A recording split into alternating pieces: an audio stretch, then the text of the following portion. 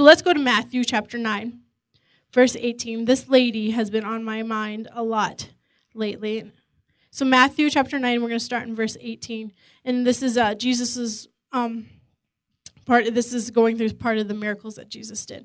It says, while he was saying these things to them, a synagogue official came and bowed down before him and said, my daughter has just died, but come and lay your hand on her and she will live. Jesus got up and began to follow him, and so did his disciples. And a woman who had been suffering from a hemorrhage for 12 years came up behind him and touched the fringe of his cloak. For she was saying to herself, if I only touch his garment, I will get well. But Jesus, turning and seeing her, said, daughter, take courage. Your faith has made you well. At once the woman was made well.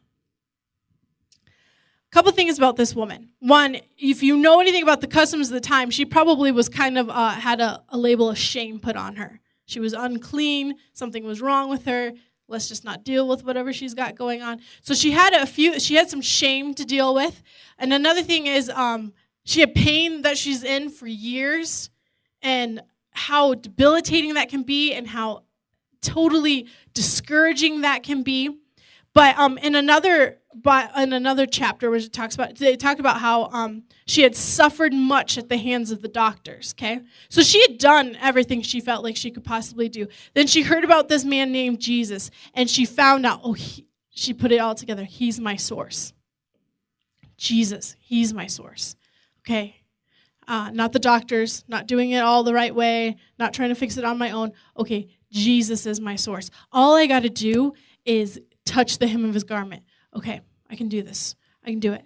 She goes to a crowd of people, and I was looking at some Easter stuff, and I saw this skit these kids did, and they did a great illustration of her probably crawling her way through a crowd just to touch the hem of his garment.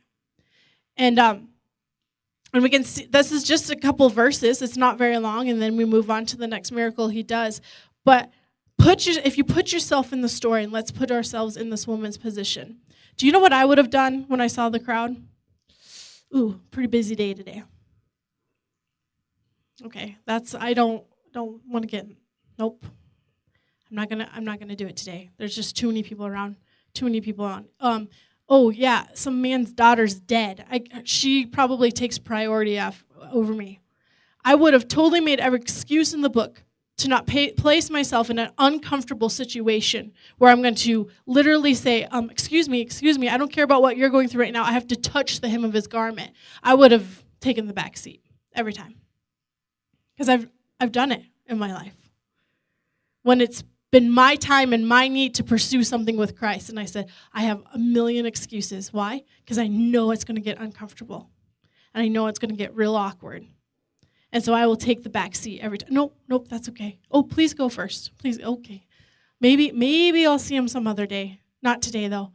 Not her.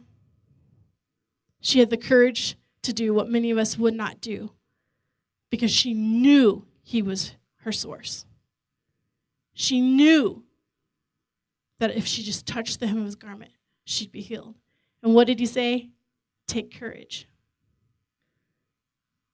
May I be bold enough to reach through a crowd of people to get to my source. May I be bold enough to get through the awkwardness of pursuing Christ so that I can see a glimpse of what he has for me. May I have that courage to be uncomfortable. Because for many of us, it would not have been that easy. And I don't even think that it was that easy for her. She just knew that this was her chance. That this was the man who had the answer. And I'm going to push through and I'm going to find it. And I admire that. Because so many times I just give myself an excuse. And I say, maybe another day, maybe another time. But you know what? Sometimes it's right now that it needs to happen. Right now, I need to pursue it. Right now, I need to go after it. And I need to fight through the awkwardness of those around me. And do what he's asked me to do. Growth is not always comfortable in the middle of the process. Recovery is not always comfortable, but it's necessary, and it's worth reaching out for our source. It's worth it. It's worth being uncomfortable for a little while to get to our source. When I say pursue your source, it's not as if he's running away from you, but it's my job to pursue him and to reach out and to have the courage to believe that who he says I am, and what he says I can have, that I can have freedom from shame, that I can have peace in my life, that I can have his goodness and mercy every day of my life. I'm the one that has to push through the uncomfortable feeling of I'm not worthy enough, I'm not good enough, I'm going to fall again, I'm going to make another mistake. I'm the one that has to set that aside and realize that as I push through being uncomfortable, the truths that I'm going to see are going to free me from so much more than I want to hold on to.